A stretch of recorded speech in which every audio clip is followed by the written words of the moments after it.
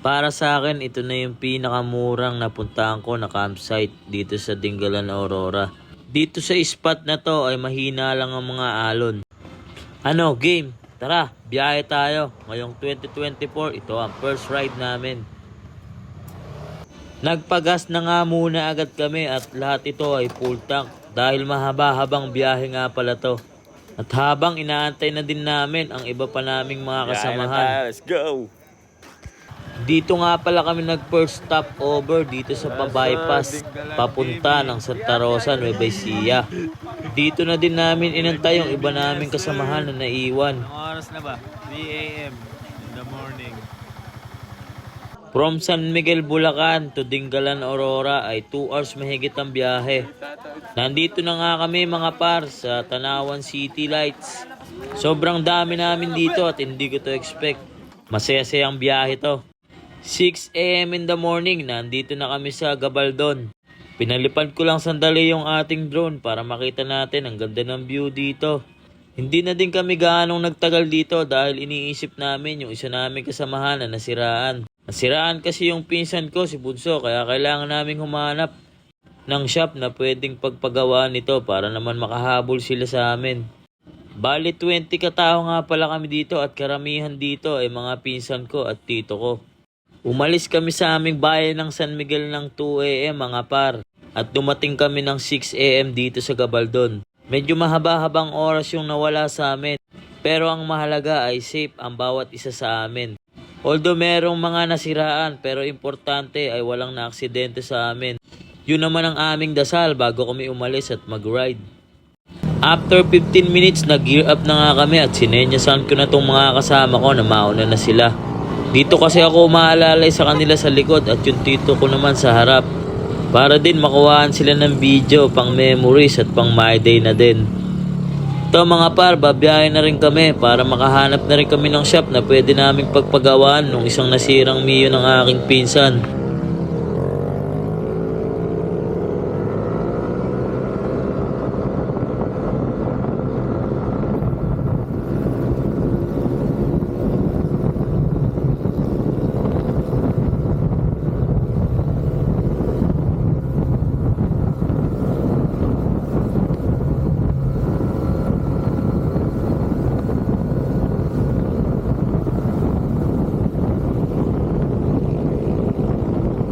After 5 minutes nga mga par ay may nakita na kaming shop dito at mabuti na lang mga par ay maaga silang nagbubukas dito. So ayan mga par, maaga silang nagbukas, wala pa yung mekaniko kaya sinundo muna nung may-ari nung tindahan para ma-check up na din kung ano sira nitong Mio na to. Nagpasya na nga si Bunso mga par na mauna na lang kami at susunod na lang sila. Kaya bumanat na din agad kami. Importante mga par ay walang na-aksidente sa amin dahil sa biyahe ay di naman nawawala ang masiraan.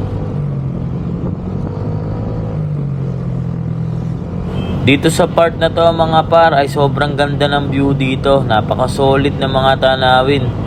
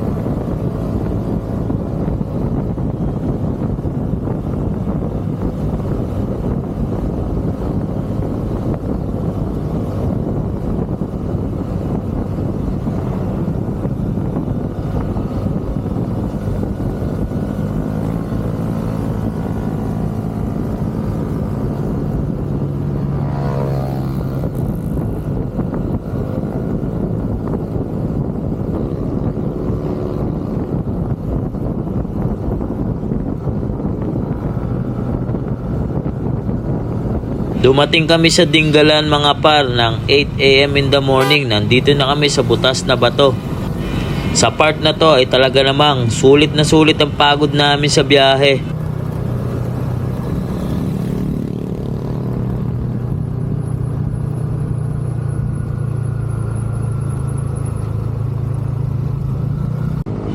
"8:30 in the morning, naghahanap na kami ng pwede naming tuluyan na transit. Budget meal nga lang pala yung biyahe namin nito ay 1,000 per head ang dala namin. Diyan, sa mga ganyan-ganyan. Kulang talaga. Solid na yan.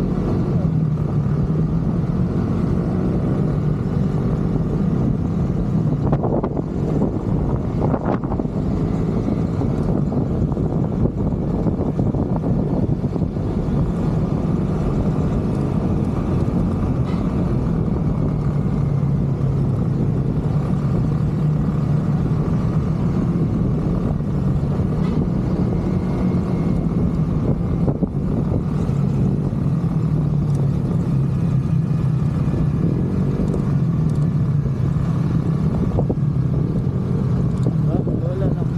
Mukhang malamig doon, ano?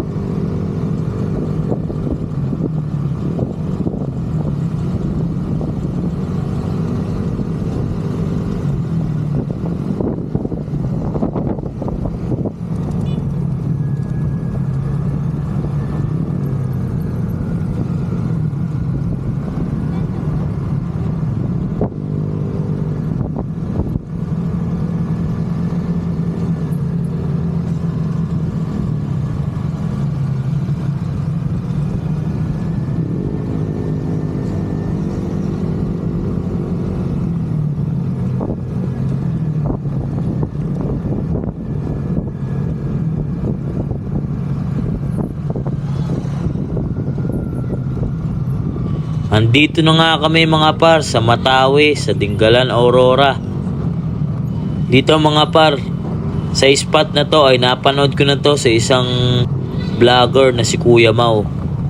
Ito talaga yung expect ko na mapupuntahan namin at maiispatan namin na napakalamig at tamang chill lang habang nasa harapan ng dagat. Dito nga pala kami ngayon magpapahinga sa Carino campsite. Dito lang yan sa Matawi. Search nyo lang sila sa Facebook at magpabook kayo.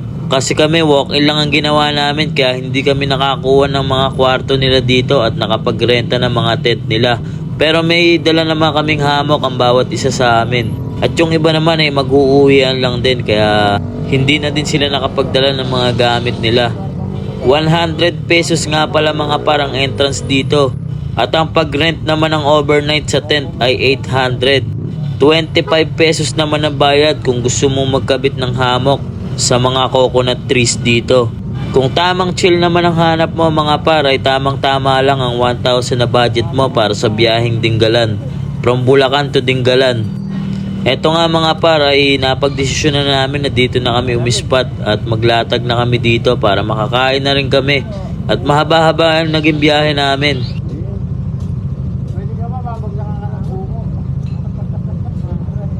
Makapuno.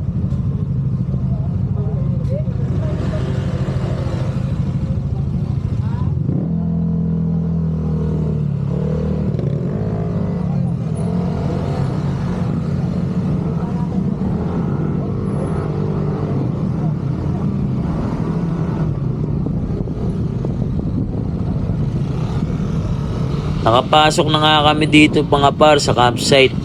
So ayan, nagpa-register na rin ako after nyan. Tara mga par, magpahinga na tayo at mag-chill.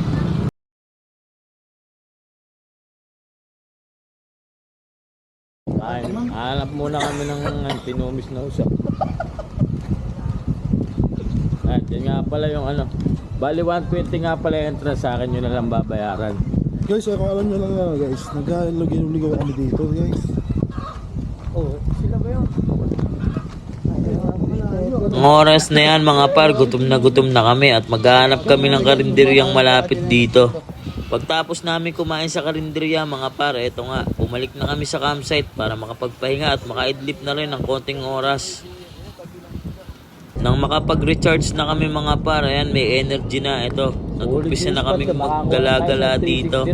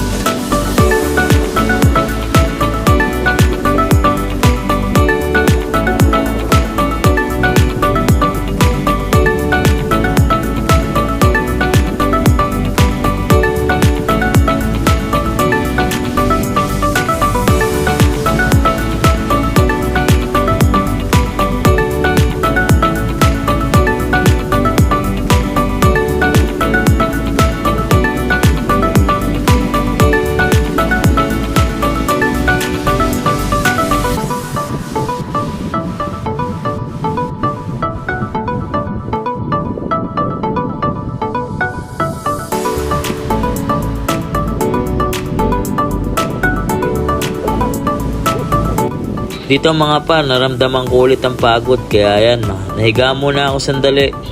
Ayan mga par, tara, samahan nyo na akong tignan ang napakagandang tanawin dito sa Matawid, Dinggalan, Aurora.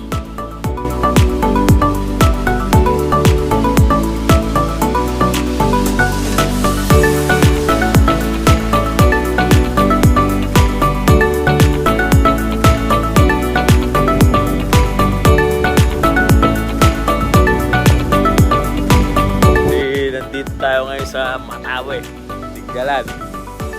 Kung nakapanood nyo yung 0.5 challenge ko, ito yung panty na sinuot ko. Iwan ko na lang dito, kunin nyo na lang. Ito guys, yan. Diyan kami nagkabit ng hammock. Ayan. Iwan ko na lang dito ha. Ayan guys, tabunan na lang natin. Ito guys, tabunan na lang natin guys. Nag-trending yan guys. Kunin nyo na lang dyan.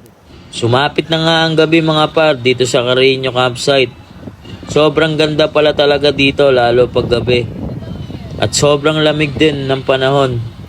Tamang-tama lang tong place na to para sa mga gustong mag-chill. May mga nagde-date din dito mga par. Talaga namang napaka-romantic ng lugar na to. Noong mga oras na to mga par ay medyo umuulan, kaya yan, wala kaming masilungan kasi hindi kami nakapagpabook ng transient namin dito.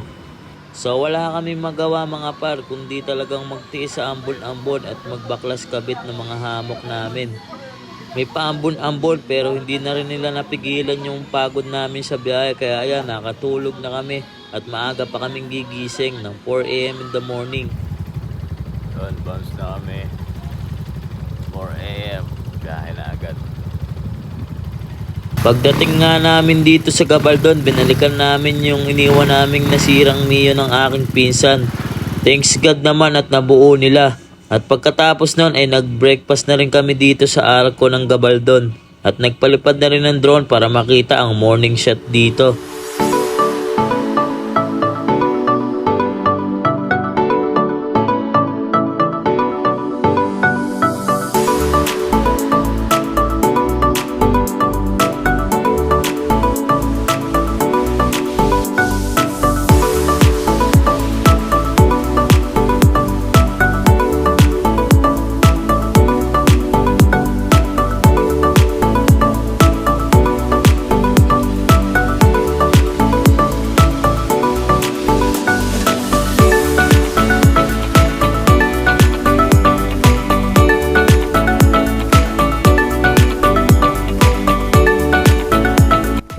Dito ko na din tatapusin ang vlog na to mga par.